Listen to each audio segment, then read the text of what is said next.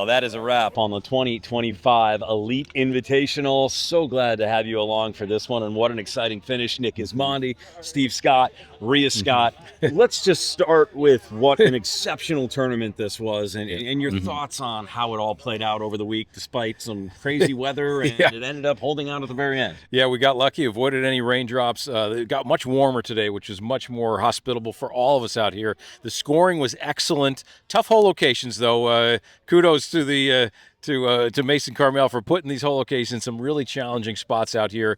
It was just a great day. Very scoreable, though. Just a wonderful golf course. Great way to wrap up 2025.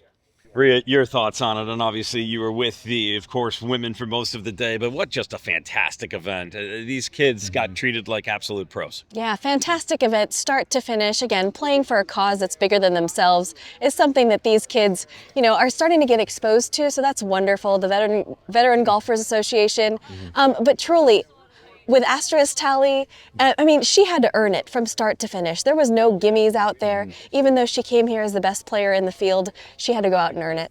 She was the winner, came in and absolutely dominated down the stretch. What was it about her performance that you saw and that killer instinct maybe? She said it in her interview. She just stuck to her process, was really focused on shot by shot. And you could see that in the way she carried herself, the way she executed her process every time. And then once she got out of that pre-shot routine, she would execute her shot really quickly and decisively. And I love that about her game. Iron shots were on point and converted some of those iron shots coming down the stretch.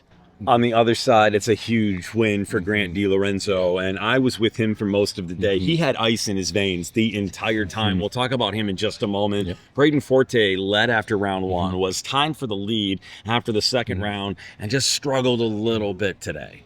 Yeah, he did, unfortunately. And the old saying is when you don't get what you want, you get experience. Braden Forte got a lot of experience today. You can't really buy that experience. You can't buy your way into a final group. You have to earn that. And he shot 68-71 to get in that position. And yeah, he's gonna look back on this and learn from everything he did. But you can't learn without being in a position like this. And so, kudos to him for putting himself in the position. You knock on the door enough times, you're gonna break through, and he'll break through soon.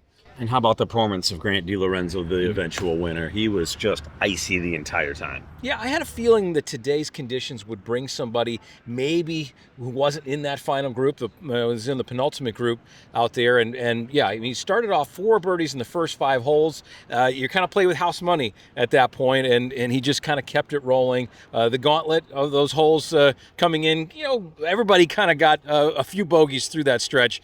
But yeah, just fantastic play, way to finish. Good solid shot there on 18, and to not have to go to a playoff. It was neck and neck all day, but this tournament had all the feels. I got to say, I've covered PGA Tour events, I've covered major championships, and the coverage that we had today, I was getting goosebumps just kind of out there, and these guys and gals are hitting shots that really mean something to them, and they mean something in the world of golf. And to be out here covering it with y'all at Babygrande Golf, I can't wait for the next one.